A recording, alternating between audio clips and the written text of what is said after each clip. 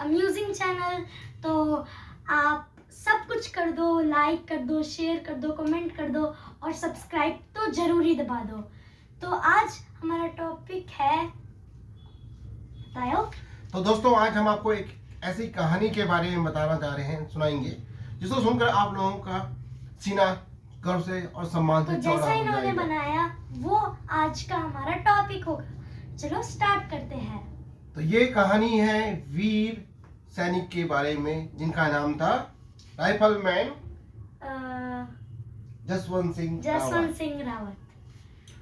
और जब हम बात करते हैं राइफलमैन जसवंत सिंह रावत की, तो इनका जन्म कहाँ हुआ था? इनका जन्म हुआ था, पता नहीं, पौड़ी गढ़वाल के एक छोटे से गांव में। ओह। ओके, तो दोस्तों 19 अगस्त 1941 में इनका जन्म हुआ। ओके। और इनका आरंभिक जीवन बहुत ही गरीबी में व्यतीत हुआ। ये तो पता है मेरे को। कैसे पता चला आपको? मैंने मूवी देखी थी, उनकी एक मूवी है। तो मूवी का नाम क्या था, बताएंगे आप? मूवी का नाम था जसवंत सिंह के नाम से ही था, martyr who never died. Oh. Okay, okay. तो जैसा हमने दोस्तों बताया, इनका आरंभिक जीवन बहुत ही गरीबी में व्यतीत हुआ। जब ये 19 साल के हुए तो इनके अंदर जो भारत को, अपने राष्ट्र को बचाने का जोश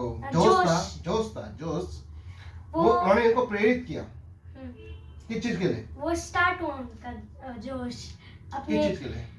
अपने हिंदुस्तान के प्रति, देश को समर्पित भावना के लिए। तो दोस्तों जसवंत सिंह रावत ने 19 साल की उम्र में आर्मी ज्वाइन की। और आर्मी ज्वाइनिंग करने के बाद इनकी जब ट्रेनिंग कंप्लीट हुई, तो इनको तुरंत ट्रेनिंग कंप्लीट होने के बाद इनकी पहली पोस्टिंग हुई, कहाँ हुई? शायद से मेजर। तो क्या, कौन से इलाके में हुई? ये मेरे को नहीं पता।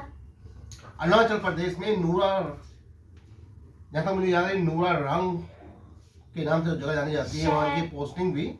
और उसी समय ये वो दौर था जब भारत और चाइना का लड़ाई हो रही थी, यानी 1962। करेक्ट। 1962 में भारत और चाइना का युद्ध वॉर चल रहा था, वॉर चल रही थी। तो उसी समय ये एक वॉर लड़ी जा रही थी अरुणाचल प्रदेश के इस छोटी सी घाटी में, नूरा रंग। और उनकी ट्रेनिंग के बाद उनको सीधा मतलब इधर प्रोटेक्शन के लिए भेज दिया गया कि इस जगह को, उनकी बटालियन को वहां पे लड़ाई के लिए भेजा गया था। उस लड़ाई में हमारे बहुत से वीर सैनिक शहीद हो गए, लेकिन बहुत से नहीं, मतलब कंप्लीटली किल हो चुके थे, सबकी डेथ हो गई थी। बस एक, सब मार्टायर हो गए थे। और गेस लेकिन एक आदमी बचा था। और वो गेस करो कौन था? जसवंत सिंह रावत।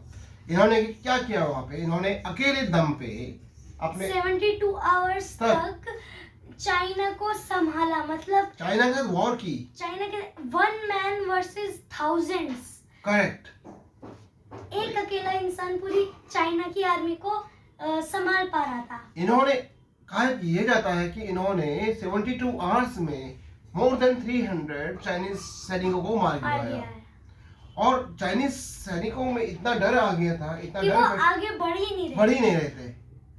उनको एक तब किसी लोकल से उनको एक इंफॉर्मेशन मिली कि उनकी सेना एक आदमी से लड़ रही है, केवल एक आदमी से, मतलब इतनी देर बाद। हाँ। तब उन्होंने अपनी प्लानिंग उसको घेर के मारा।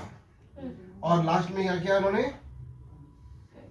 लास्ट में भी मतलब मार नहीं पा रहे थे, बस मतलब कर रहा था, पर तब भी इतने सारे लोग थे, तब मर गए। नहीं, उन्होंने मारा उसको, लेकिन मारने के बाद भी जब शहीद कर दिया तो उनकी गर्दन काट दी।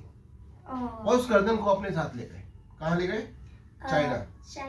और लेकिन आगे की मेरे को पता है, चाइनीज इतना डर गए थे कि उन्होंने इनका जो गला काटा था, उनकी मतलब डेथ को एक सम्मान दिया और एक मूर्ति भी बनवा के दी थी इंडिया। तो दोस्तों चाइना ने इनको इतना सम्मान दिया कि इन्होंने इनका जो गर्दन थी वापस, जो इनका गर्दन से ऊपर का हिस्सा था, उनको वापस किया हिंदुस्तान को। और ऐसे ही नहीं किया, सम्मान के साथ क्या, एक पीतल की मूर्ति बना के इनको वापस किया। तो इससे ये पता चलता है कि चाइना ने भी इनको सम्मान दिया पूरा। हाँ, चाइना ने ये रिकॉर्ड नहीं किया अपने इस चीज को, लेकिन हाँ चाइना का ये बड़ा सरप्राइज ये मानना है कि उस समय का मानना था कि एक सैनिक, एक छोटा सा सिपाही किस तरह एक पूरी फौज को रोक सकता है। ये एक अपने आप में एक बहुत बड़ी बहादुरी का एक किस्सा है। और इस तरह की बहादुरी बहुत कम मिलते हैं। और खासतौर पर हाँ, लेकिन भारतवर्ष की मिट्टी में कुछ ऐसा है कि यहाँ के हर एक सिपाही, हर एक फौजी में एक वीरता भरी हुई, एक सम्मान भरा हुआ है अपने देश के प्रति, और वो लड़ता है अपने खून के खून के लिए। ये केवल कहानी जसवंत सिंह की नहीं, ये कहानी बहुत सारे वीरों की है। तो दोस्तों थैंक यू, हमें सब्सक्राइब कीजिए, शेयर कीजिए, लाइक कीजिए। हम जल्दी दोबारा से, और आज की वीडियो यहीं खत्म होती है। Thank you, bye bye.